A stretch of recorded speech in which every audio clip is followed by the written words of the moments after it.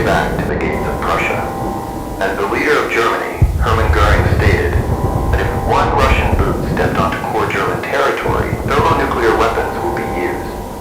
On the 23rd of January, the first ICBM is launched from Germany and impacted near the Russian town of Polotsk, which was once an offland, but now integrated into Russia.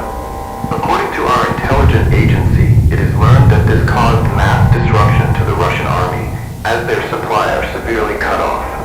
But due to the nature of the Russian Black League, fueled by hatred towards the Germans, Dmitry Yazov ordered retaliation strikes against Germany. 4 ICBMs were then launched in the morning of the 27th of January. One of city destroyed being Germania, which many also know this city as Berlin. We moved from DEFCON 2 to DEFCON 1 as soon as we learned of this news in the late hours of the 27th. We have also begun to detect ICBMs en route to us and other OFN members.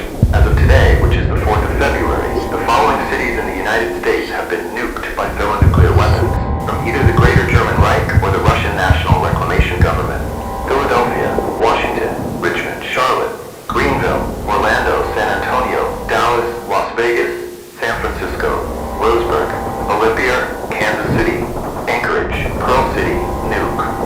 We believe that the targeting of Gardner might be due to intentions with triggering the Yellowstone supervolcano, further degrading the environment.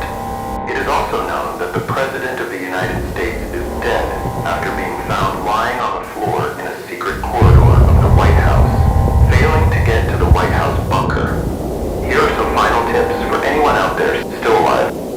First, do not enter the states of Wyoming and Montana, due to the possibility of the Yellowstone supervision becoming active from the recent nuclear bombing of nearby city.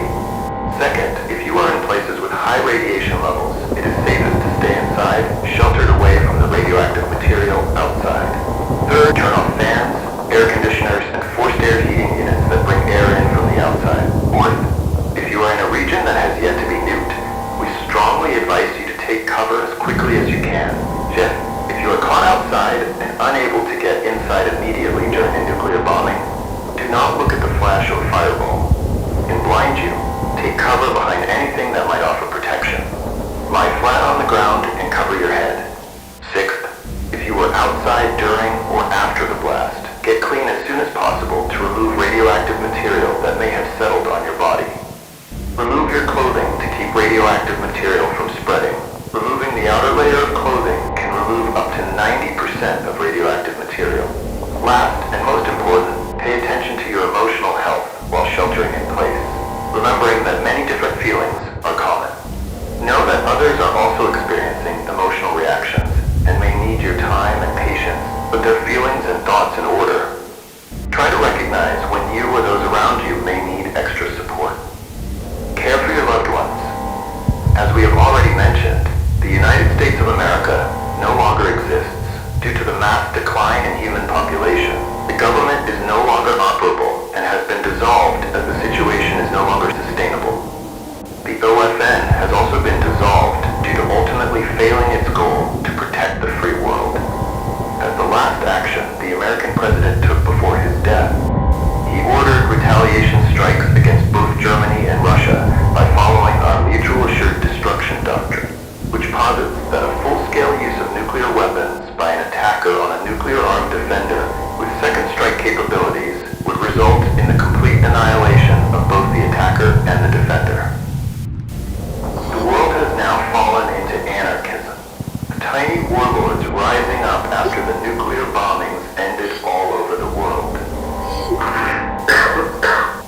As I, Ryan Placido, am recording this, the underground communication facility I am in is currently slowly collapsing on itself because of the debris stacked on it and fire spreading slowly downward. It has been an honor severing the government, an honor of being friends of many, and an honor of being the husband of my wife, Ellen. If you are listening to this, I love you. I would like to say good luck to anyone who is still surviving strong against all odds. We hope to see you rebuild humanity soon. On behalf of the now dissolved government, thank you for being a part of the American dream, standing against the authoritarian world. God bless America. God bless the world.